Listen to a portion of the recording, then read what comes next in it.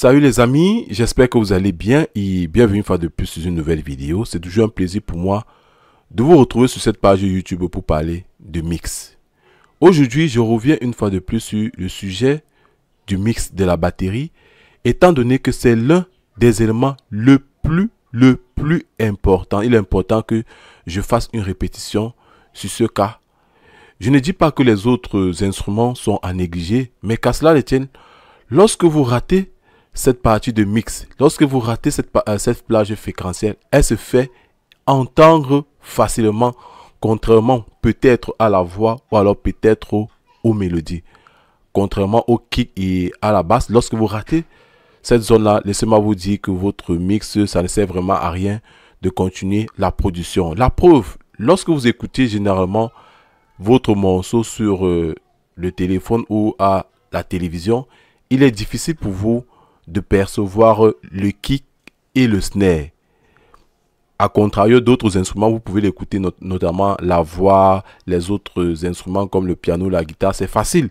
Et là, l'oreille, ça ne dérange pas l'oreille. Mais lorsque vous décidez de l'écouter peut-être dans des iPods, étant donné que ce sont des écoutes qui n'ont pas trop haute fréquence, qui est plus focalisé sur le bas du spectre. Lorsque vous écoutez cette zone de fréquence, ça devient vraiment désagréable. Il y a également le véhicule auquel lorsque vous écoutiez et qui est une référence lorsque nous finissons notre production pour pouvoir écouter notre projet sur cela. Donc aujourd'hui, comme je l'ai dit, je reviens ici parce que j'avais eu à faire cela précédemment. J'ai partagé avec vous un outil incroyable qui nous permettait d'avoir, qui nous permet, parce que c'est toujours à présent sur le marché, d'avoir un très bon rendu sur le mix de la batterie.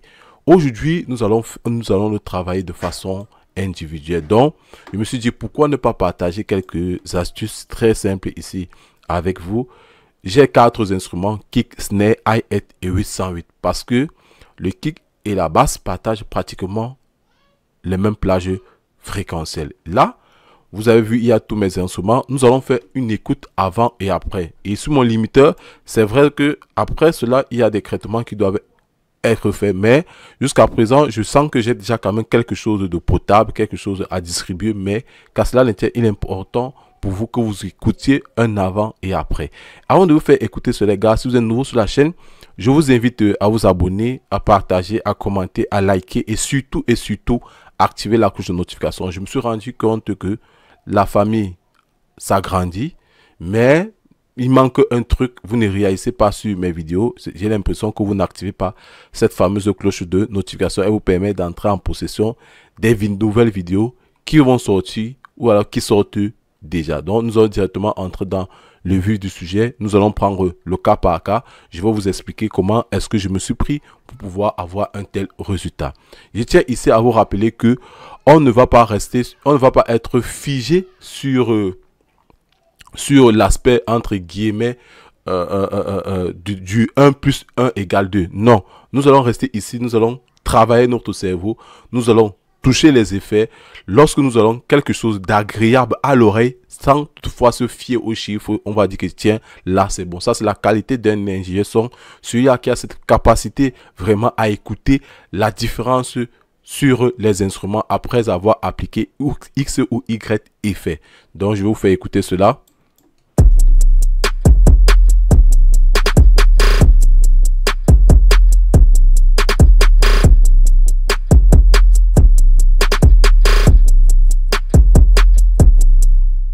Là, c'est avec effet. Maintenant, nous allons désactiver tous nos effets. Je vais laisser uniquement le limiteur pour question d'écoute.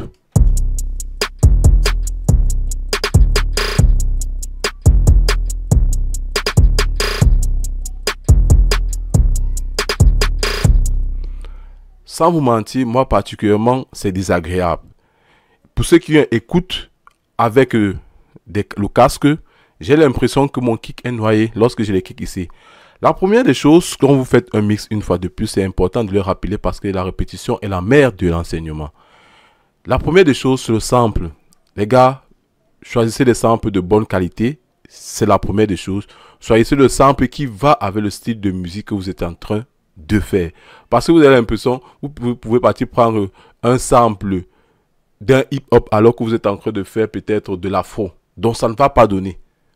Je ne sais pas si je me fais bien comprendre sur cette manière de percevoir les choses. Ça, c'est la première des choses. La seconde des choses, vous allez faire votre balance de volume. Généralement, je situe mes plages fréquences. Ça veut dire que dans mon projet, je peux avoir un bus de batterie, je peux avoir un bus de voix et je peux terminer avec un bus de mélodie, un bus de FX, un bus de SFX. Donc j'ai pratiquement un artiste 5 à 6 bus à mon 5 à 6 bus. Comment je les répartis selon la balance de volume? Je dis, je me fixe une limite dans la tête. Tout ce projet, tous ces instruments ne doivent pas dépasser le moins 6 dB. Qu'est-ce qu'il y a lieu de faire? Je reste là, je prends entre guillemets mon bus de batterie, je fais en sorte qu'il ne dépasse pas peut-être le moins 9 dB. Je dis peut-être, c'est en fonction du projet que je suis en train de travailler, le moins 9 dB. Peut-être mon instrument mélodio va venir aux environs de moins 18, ma voix aux environs de moins 12. Ça, ce sont des exemples que je suis en train de prendre. Maintenant, en associant tous ces instruments, nous allons voir une sortie à moins 6 dB, qui est vraiment très très largement pour poursuivre l'aventure. Quand je parle d'aventure ici, je parle du mastering, pour ceux-là qui vont continuer le processus du mastering. C'est comme ça que vous deviez vous mettre dans la peau lorsque vous êtes en train de faire un mix. Lorsque c'est fait, maintenant, moi particulièrement, c'est vrai qu'on vous a appris que c'est bien de mixer dans le contexte. D'ailleurs, ce n'est pas faux, parce que vous pouvez couper des fréquences que d'autres instruments n'en ont pas, qui peut combler ce vide. C'est moi particulièrement, sur ce projet, sans vous mentir, j'ai commencé à mixer par effet. Par instrument, pardon. J'ai commencé par instrument au fur et à mesure. C'est lorsque j'aurai tout le projet à ma disposition. Je parle de tout le projet. Si j'ai tout l'instrument déjà bien composé, là maintenant, s'il faille que j'égalise, soit j'enlève, soit j'augmente. Ça va tout dépendre bien évidemment. Ici, là, généralement, quand on vous dit de mixer par dans le contexte, avec tous les instruments, c'est généralement lié à l'équalisation, parce que vous pouvez enlever une fréquence qui pouvait avoir sa place ou alors qui pouvait venir compléter un autre instrument. Raison pour laquelle on vous dit cela, parce que s'il faut ajouter de la compression ici, on sait le rôle d'un compresseur ici qui est de gérer la dynamique d'un son, ou de travailler l'enveloppe d'un son. Généralement, ça n'impacte vraiment pas trop, si je peux le dire ainsi. Donc, c'est comme ça que vous deviez vous prendre dans cet état d'esprit que vous devez travailler votre son. Dès que c'est fait, j'ai commencé par mixer mon kick. Je vais faire un avant et après.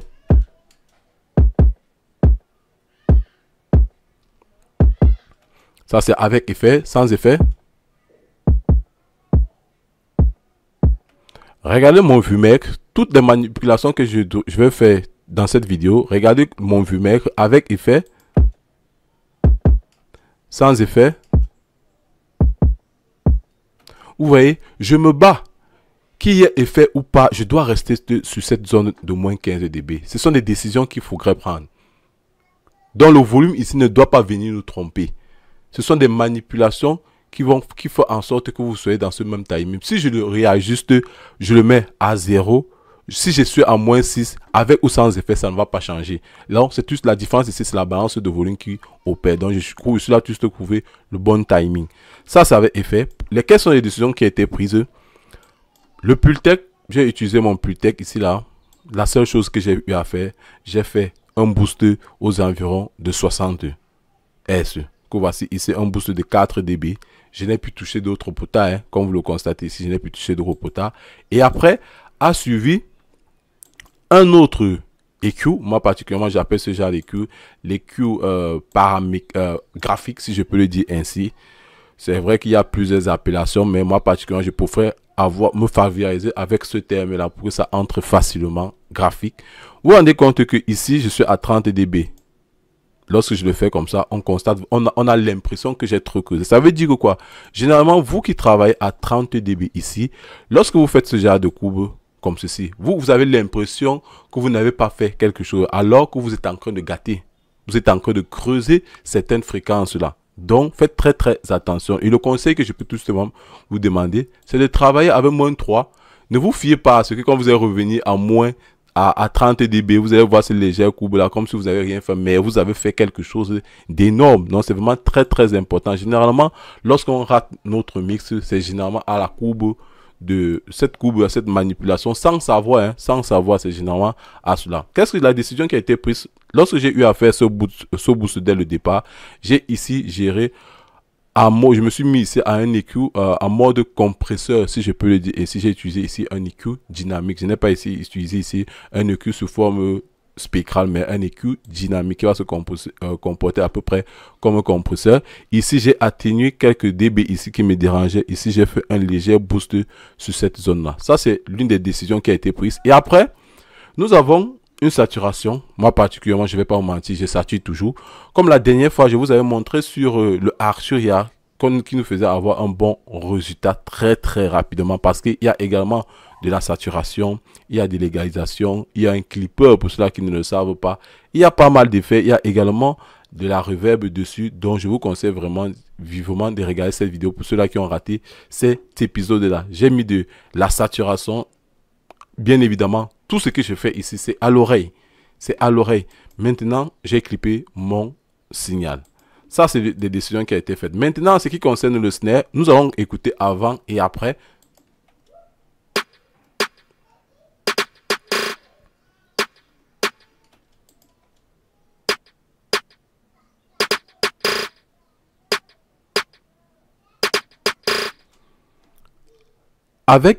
Sans effet, nous avons un pic à moins 12 et avec effet, nous avons un pic à moins 15. Quand vous réussissez à gérer ça, laissez-moi vous dire que vous avez maximisé vos chances d'avoir un son vraiment fort. Un son vraiment fort en réduisant ce genre de pic là. Sur mon snare, qu'est-ce que j'ai eu à mettre? J'ai mis un EQ. Voici les fréquences qui me gênaient vraiment. Il y a également cela. Ce genre de fréquence. Et ainsi, j'ai réussi la fondamentale. Une décision qui a été faite. Et ici, là, désolé, je ne sais pas pourquoi ça fait comme ça, mais j'ai ajouté un transition. J'ai un peu donné plus d'attaque à mon snare. Très simple également. De la saturation, ça ne manque toujours pas. Ça recherche, ça donne des harmonies à notre truc. Mais également, ça part de jeu et que quoi, où nous allons gagner vraiment en perception. Donc, ça va toujours sonner fort. J'ai ajouté de la reverb, très très léger, une reverb vraiment subtile.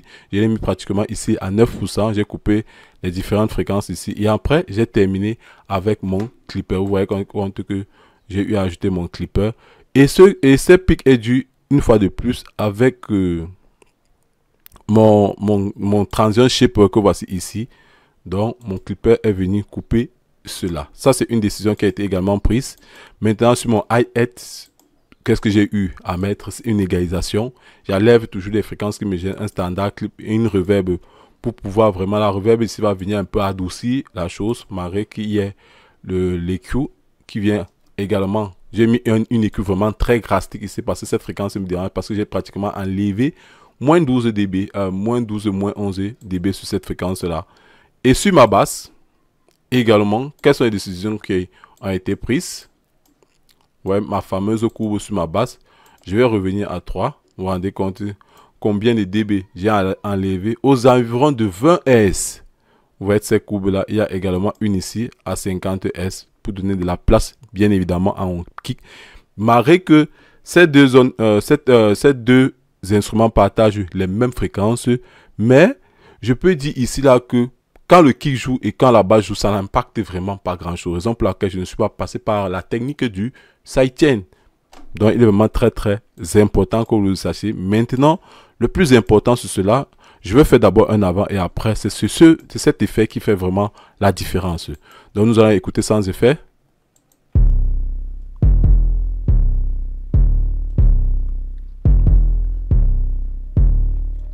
Avec effet maintenant.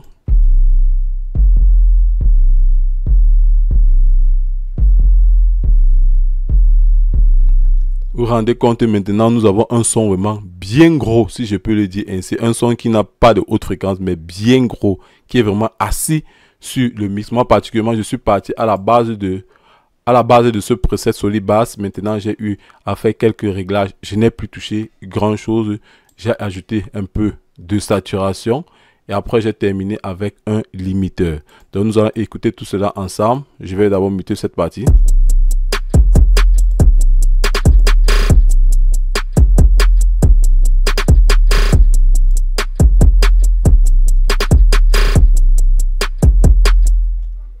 Maintenant, ici, qu'est-ce qu'il y a lieu de faire? J'ai ajouté une petite compression, aura un ratio vraiment 2 pour 1, légère compression. Vraiment, l'attaque sensiblement rapide. Il y a quelques pics après avoir joué tous ces instruments qui sont ensemble. J'ai décidé une fois depuis de les couper. Une petite équalisation ici. Et j'ai terminé enfin avec mon standard clip. Et vous avez obtenu ce résultat-ci.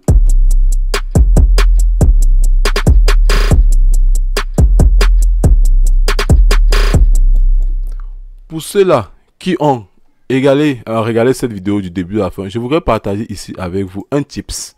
Lorsque vous avez eu à faire tous ces instruments comme je vous ai montré là, maintenant lorsque vous voulez maintenant créer votre Busmaster et que vous avez fait une top performance sur le mixage, pour que ce bas du spectre ne vous dérange vraiment pas trop, généralement on applique ce qu'on appelle la compression par de glue, si je peux le dire ainsi. Mais ce que vous allez faire, vous allez utiliser la compression par le glue, mais vous allez cibler les fréquences qui doivent être compressées. Vous voyez, vous allez cibler les fréquences qui vont être compressées pour que vous n'ayez pas de problème. Et après, vous allez suivre par un compresseur multiband pour pouvoir gérer ces zones fréquentielles là. Ça, c'était mon petit tips que je voulais partager avec vous. Pour ceux-là, bien évidemment, qui ont regardé ma vidéo du début jusqu'à la fin. Pour petit rappel, pour ceux-là qui sont nouveaux sur la chaîne, qui continuent de s'abonner, j'ai mes formations disponibles sur comment mixer sa voix uniquement de A à Z. Je mets à votre disposition pratiquement 4 heures de temps. Il y a également un autre projet consacré uniquement au mix d'un projet de A à Z. On parle, j'essaye de faire le max, de toucher tous les domaines possibles, mix de batterie, mix de la voix, mix des instruments, le mastering également. Bref les gars, je ne voudrais vraiment pas être très long. Si vous avez aimé cette vidéo, je vous invite une fois de plus à vous abonner, à partager, à commenter, à liker, surtout activer la cloche de notification. Je pense que bientôt peut-être la thématique de la chaîne va changer si les choses vous ne réagissez pas, si je peux le dire ainsi. Sur ce soir, portez-vous bien. Ciao, kiss.